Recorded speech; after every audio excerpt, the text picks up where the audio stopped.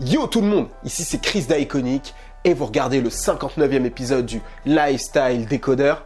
Bon, aujourd'hui il va être question de vision, d'empire, tu vois ce que je veux dire? On va parler de la marque de streetwear Kith. Alors je sais que mon audience est surtout tournée sur le hip-hop, j'ai toujours fait des vidéos mode depuis le début d'ailleurs, mais je sais qu'en général mes vidéos mode sont celles qui fonctionnent le moins bien. Donc, mon audience qui est vraiment sur le streetwear, sur l'entrepreneuriat, sur le marketing, etc. Je vais vous demander de vraiment me donner de la force sur cette vidéo. Je sais que j'aurai pas autant de vues, mais n'hésitez surtout pas à donner votre avis, à commenter, à liker, à partager un maximum. Parce que voilà, ce genre de vidéo, je sais que je le fais pour une partie de mon audience en particulier. Bref, Kith est probablement l'une des marques qui m'inspire le plus, aussi bien au niveau des vêtements, car c'est probablement pour moi l'une des meilleures marques de streetwear, si ce n'est la meilleure, qu'au niveau de la vision du créateur en lui-même, Ronnie Fieg. Donc dans cette vidéo, on va revenir vraiment sur la vision de Ronnie Fieg, on va essayer de retirer ce qu'il y a de plus important, de comment il voit sa marque Kith, comment il a réussi à construire cet empire. Donc le but, ça va être de vous inspirer un maximum, bien sûr, mais aussi de vous apprendre un maximum de choses dans sa stratégie. Donc pose-toi, prends des notes, sans plus attendre, on y va.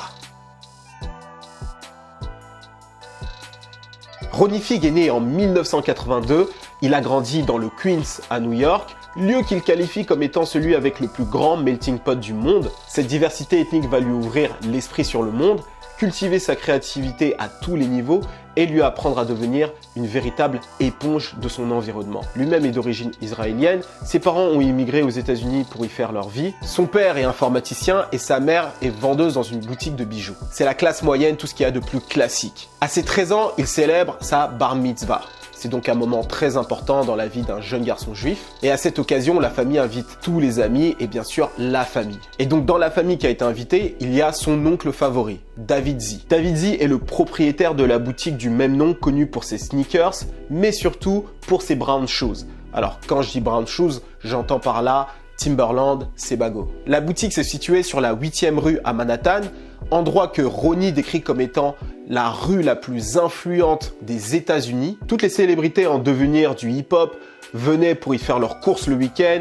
Et Ronnie Fieg voyait son oncle comme un petit peu un super-héros, tu vois. Il voulait lui ressembler. Il avait sa boutique, les gens l'aimaient bien, il s'habillait bien. Tu vois ce que je veux dire? T'as sûrement eu un oncle comme ça quand t'étais jeune. C'est bizarre, hein, mais il y a beaucoup d'oncles qui motivent les stars d'aujourd'hui. Ça m'a fait penser un petit peu à Travis Scott. En guise de cadeau pour sa bar mitzvah, son oncle lui offre une enveloppe pleine de cash. Et Ronnie refuse cette enveloppe et à la place, il lui demande un job dans sa boutique. Il faut dire que la première qualité de Ronnie a été la curiosité. Très tôt, il a voulu savoir ce qui se passait en dehors de son quartier. Et surtout, il voulait savoir comment une boutique de sneakers fonctionnait, comme ça, plus tard, il pourrait devenir comme son oncle. Tous les week-ends, il se rend à la boutique de son oncle en métro, et dans les années 90, le métro new-yorkais n'est pas ce qu'il y a de plus sécure. Il lui arrive d'avoir des problèmes sur la route, il se fait parfois taper, etc. Mais il explique aujourd'hui que c'est tous ces problèmes-là qui ont fait de lui l'homme qu'il est aujourd'hui. Avec les années, le métier rentre, et il y a 15 ans, Ronnie devient vendeur sur le floor du magasin.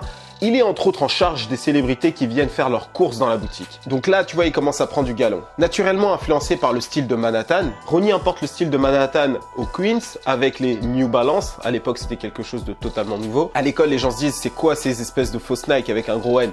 Bref, ils connaissent pas la marque New Balance à l'époque. Mais de l'autre côté, il incorpore le style de Queens en portant du Tommy Hilfiger, du Ralph Lauren, du Cross Color, Nautica, Karl Kani. Là, on est à peu près en 1995. Comme je te l'ai dit, Ronnie est une véritable éponge de son environnement. Avec les années, il prend du galon, il a de plus en plus de responsabilités au sein de la boutique, il devient une référence pour les clients et il noue des relations avec les marques. Il a déjà plus d'une dizaine d'années d'expérience quand même dans la boutique. Il a commencé à peu près en 94-95 si je me trompe pas.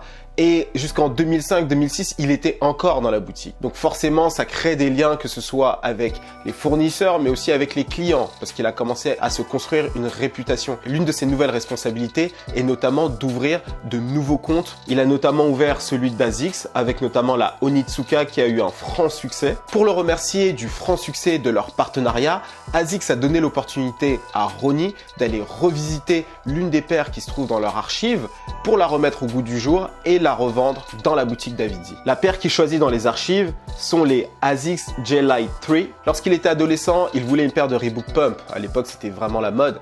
Mais au lieu de ça, sa mère lui a acheté une paire de ASICS J-Lite 3. Il avait vraiment le seum, mais bon, il a commencé à la mettre. Mais avec le temps, il a commencé à apprécier de plus en plus la paire.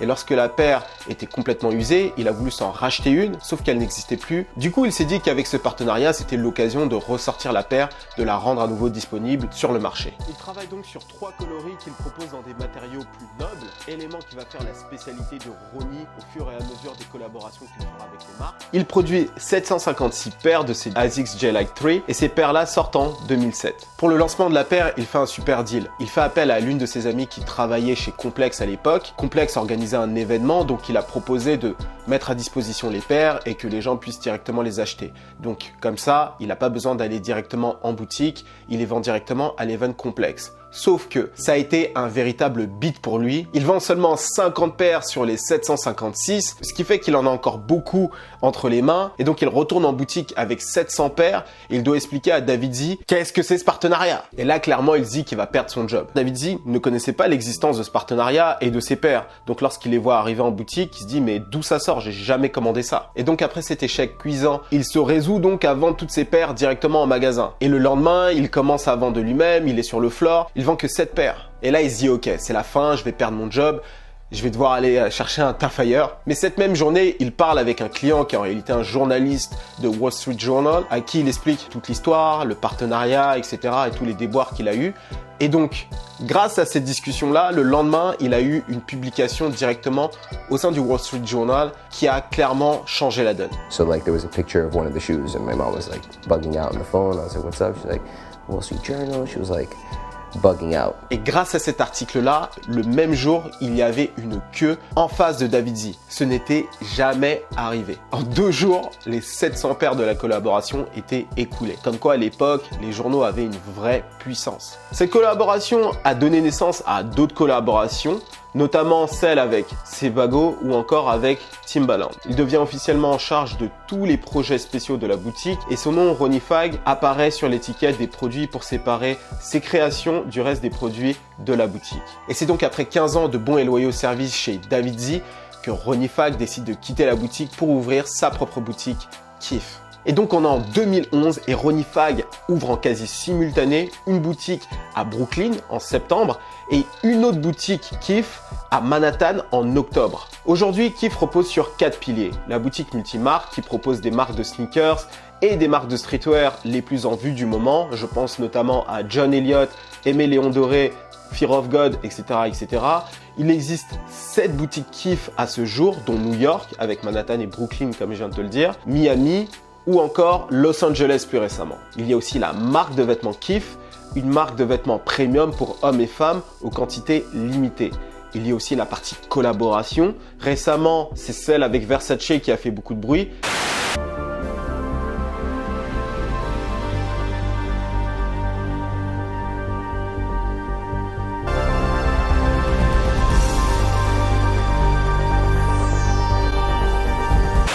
Mais il y a eu aussi celle avec LeBron James, Coca-Cola, Adidas, Nike. C'est d'ailleurs super rare d'avoir une marque qui a fait une collaboration à la fois avec Nike et à la fois avec Adidas, Tommy Hilfiger et plein d'autres marques. Et enfin Kith Treats, les glaces et les petites sucreries.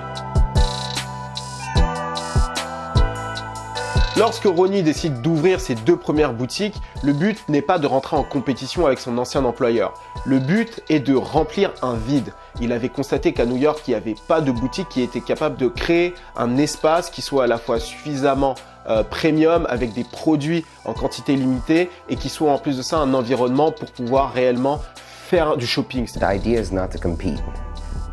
The idea is to maximize the potential of what I'm doing with doing it tastefully and not hurting the brand in the process. Et même dans les partenariats, son but n'est pas d'aller chercher la paire la plus populaire de la marque et de la recustomiser, de la revendre directement au client. Non, le but c'est aussi d'aller chercher une paire qui n'était plus du tout populaire pour la revisiter et la revendre. Ça a été le cas avec la J-Like 3, mais aussi avec la Tommy Hilfiger Scoop, la sneakers vintage de la marque du créateur que Kith a revisité lors de son partenariat. Ça a été aussi le cas avec son partenariat avec Coca-Cola, où il a remis au goût du jour la branche textile de la marque de soda. Quand tu vois ce qu'il essaye de faire, le but bien sûr c'est de faire de l'argent, mais le but surtout c'est d'être inédit, de faire quelque chose que l'on ne voyait plus. Et c'est d'ailleurs avec l'idée de remplir un vide sur le marché que Kith a lancé sa propre marque de vêtements. Alors comment la marque Kith est née exactement? Alors pour la petite histoire, Ronnie cherchait des pantalons qui puissent mettre en valeur ses sneakers et qui soient bien, on va dire, bien ajustés. Il n'en trouvait pas sur le magasin, donc il a conçu lui-même ces pantalons-là, qui justement étaient ajustés au niveau des cuisses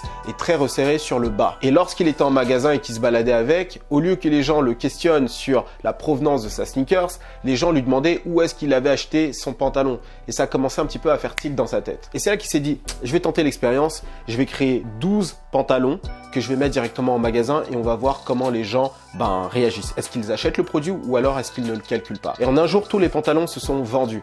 Et là, il s'est dit peut-être que quelqu'un est en train de se foutre de ma gueule.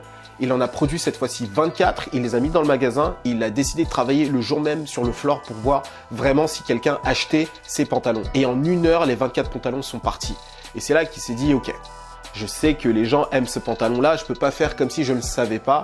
Et la mission de ma marque, c'est justement de remplir un vide. Donc il a dit, je dois tenter l'expérience et créer ma marque de vêtements pour essayer justement de remplir un vide, de créer des produits qui soient uniques aux yeux de mes clients. Et c'est là que la marque Kith est née. Et le pantalon en question, c'est ce qu'on appelle aujourd'hui le jogger pants. I invented the jogger. You know, that twill pant that had a cuffed hem. I didn't take that from anywhere. I just wanted a pair for myself because I was interested in people seeing my footwear. Avoir de la substance est l'un des critères principaux pour démarrer une collaboration avec Ronnie. Et quand je dis substance, j'entends par là une histoire à raconter, une attache émotionnelle, du sens et de la symbolique. Alors pourquoi cette substance est super importante lorsque tu lances une marque de vêtements ou lorsque tu fais une collaboration? Je vais te citer un life coach qui dit quelque chose de super pertinent. Son nom est Tony Robbins. Les gens n'achètent pas un produit, les gens achètent une émotion, une identité, un état. Par exemple, toutes ces personnes qui achètent des paires de Yeezy Boost, au départ, c'est uniquement pour l'aspect émotionnel, l'aspect identité. Quand tu achètes une paire de Yeezy Boost, quel message tu renvoies? Le fait déjà que tu as une paire en édition limitée, donc tu n'es pas comme tout le monde, donc tu es quelqu'un qui n'aime pas être comme la masse, tu aimes bien te démarquer. Et ensuite, ça dit que tu aimes beaucoup Kanye West. Donc il y a une grosse part émotionnelle et d'identité qui va jouer un rôle au moment d'acheter un produit. Et ensuite, lorsque la part émotionnelle a fait son travail, tu as la partie plus rationnelle. Donc la personne va te dire oui, mais en plus de ça, la paire, franchement, elle est de très bonne qualité, donc elle va tenir sur le temps, elle est très confortable, etc. C'est d'abord l'émotion et ensuite la rationalisation. Alors, est-ce que c'est le cas pour tous les produits? Je ne pense pas. Si tu t'achètes des céréales, par exemple, ou alors des caleçons, je ne pense pas que c'est l'histoire, l'identité qui va t'aider à acheter le produit. Mais par exemple, c'est le cas pour les produits de luxe. Et donc, Ronnie est capable de raconter une histoire pour chacun de ses produits, car l'histoire crée l'émotion et l'émotion fait vendre. D'ailleurs, sa toute première collaboration avec les ASICS J-Like 3, c'était notamment le cas, comme je t'ai expliqué tantôt. Et avec LeBron James, en termes de substance, on peut dire qu'il a été au top. Je pense qu'on ne peut pas faire mieux. Le gars a ouvert sa boutique de LA le week-end du All-Star Game à Los Angeles, avec la collaboration avec LeBron James. LeBron joue bien sûr avec sa paire de Kith et devient le MVP. Sans parler que LeBron James était lui-même host dans sa boutique. Et en plus de ça, Ronnie a sorti un mini documentaire sur LeBron James. Donc là, je pense qu'en termes de substance, d'histoire, etc., on peut pas faire mieux. Il y a toujours une forte part émotionnelle dans la démarche créative et commerciale de Ronnie Fieg. Many things that I've done have been more for sentimental purposes than anything else. Et il sait s'en servir à la fois pour lui, car il tient à créer des collaborations qui aient du sens et qui matchent bien sur le temps, mais aussi pour le client qui va expérimenter un storytelling impactant et le pousser donc à acheter. Yo, when I used to open up a box of fresh Wallabies, the feeling that gave me is the feeling that I want to have today, which is why I work on that kind of product so I could give that feeling to someone else. Dans les collaborations, dans les projets créatifs qui sont au départ émotionnels, je peux te citer notamment sa collaboration avec Bergdorf Goodman, les grands magasins new-yorkais. Lorsqu'il était enfant, il allait avec sa mère se promener au sein des grands magasins de Bergdorf Goodman, mais ils achetaient que dalle, ils n'avaient pas les moyens. Avec Kith, il a non seulement une boutique au sein des galeries donc de Bergdorf Goodman, mais en plus de ça, il a réalisé un partenariat directement avec les grands magasins. The Bergdorf shop, that wasn't for me or the brand. That was for my mom. yellow, and then after these girls, then the Just Us sweatshirt. So here you go. Ronnie Fag a le contrôle sur l'ensemble de la chaîne de production de la marque. Il a une stratégie que l'on peut qualifier de verticale. Tous les produits Kith sont vendus exclusivement chez Kith. Si tu trouves des produits Kith ailleurs que dans la boutique Kith, c'est vraiment exceptionnel. Par exemple, c'était le cas à Paris chez Colette, il y avait un pop-up store Kith. Donc là, tu pouvais trouver des produits, mais c'est pas quelque chose que tu vas trouver régulièrement. Chose super importante aussi à savoir, Kith ne fait pas de vente en gros, ce qui lui donne un avantage en termes de prix. Étant donné que Kith vend directement via ses propres boutiques ou alors via son site internet, il n'y a pas d'intermédiaire. L'intermédiaire dans ce cas précis, ce serait la boutique, le détaillant. Donc il est capable de vendre des bons produits à des prix pas si élevés que ça. It's either I give access to everyone in the world to be able to buy into the Kith brand, or I go direct to consumer and instead of product costing 40% more, I'm able to price the product at a very decent price for the quality that you're getting. Également, il n'est pas soumis à un calendrier automne-hiver, printemps-été pour vendre ses produits à d'autres boutiques. C'est-à-dire qu'habituellement, les marques de vêtements doivent produire des collections pour le printemps et pour l'été pour le compte de détaillant. Mais comme il n'a pas de détaillant et qu'il vend directement chez lui, il a le contrôle. C'est-à-dire qu'il fait les choses comme bon lui semble. Et le fait qu'il ait le contrôle sur tout, Ronnie Fig a tendance à se comporter d'une manière un petit peu insensée pour la plupart des entrepreneurs, mais qui au final a quand même du sens. Je vais te donner un exemple. Par exemple, Ronnie Fag a accepté de repousser le lancement de sa boutique de LA de 2 mois, acceptant ainsi de payer 2 mois de loyer pour rien, parce que sa boutique était encore fermée et qu'il y avait encore de la marchandise dedans. Donc il a aussi perdu de l'argent sur la marchandise, juste pour pouvoir ouvrir sa boutique pile au moment du All-Star Game, de pouvoir lancer la collaboration avec LeBron James et de pouvoir avoir LeBron James en boutique comme host. Lui, ce qui lui importe, c'est le moment, c'est créer le souvenir, créer l'impact auprès du client. Et donc le but n'est pas de faire de l'argent à tout prix, le but est d'impacter le client pour ensuite faire de l'argent. Et donc ce point m'emmène sur le dernier. Cette logique est à mon avis ce qui peut aider une marque à augmenter sa longévité. Sa longévité, bordel. Et pour créer ce sentiment, Ronnie Fag met un point d'honneur à mettre beaucoup d'énergie sur l'expérience client. D'où les formules qu'il a mis dans l'architecture. We've managed to create this space that is more about experience than it is about going in to buy something. Cette expérience va même plus loin que se balader dans le magasin. Tu peux désormais manger une glace au sein de la boutique avec la nouvelle filiale Kith Treats. D'ailleurs, il explique que Kith Treats n'est pas là pour faire gagner de l'argent à la marque, c'est juste là pour améliorer l'expérience client. Le gars est vraiment obsédé par ça, l'expérience client. Et comme il le dit très bien, le but n'est pas de courir après le portefeuille du client, le but est de créer quelque chose de suffisamment cool avec beaucoup de valeur. Et ensuite, les gens ont naturellement envie de venir pour pouvoir acheter, pour pouvoir faire partie de ce truc cool qu'il a construit. Voilà, je vais m'arrêter là. Ça fait déjà beaucoup de contenu. J'espère que tu as apprécié. Comme je l'ai dit, si tu es vraiment fan de mes vidéos mode, mes vidéos un peu plus entrepreneur, marketing, n'hésite surtout pas à liker cette vidéo, à la commenter, à la partager à des gens qui pourraient être intéressés ou que ça pourrait aider. Parce que le but aussi de mes vidéos, en vrai, c'est aussi de vous aider. Enfin, je pense que vous l'avez compris depuis le temps. Bref, moi je te dis à la semaine prochaine, vendredi prochain. C'était Chris d'Iconic pour te servir. Cheers.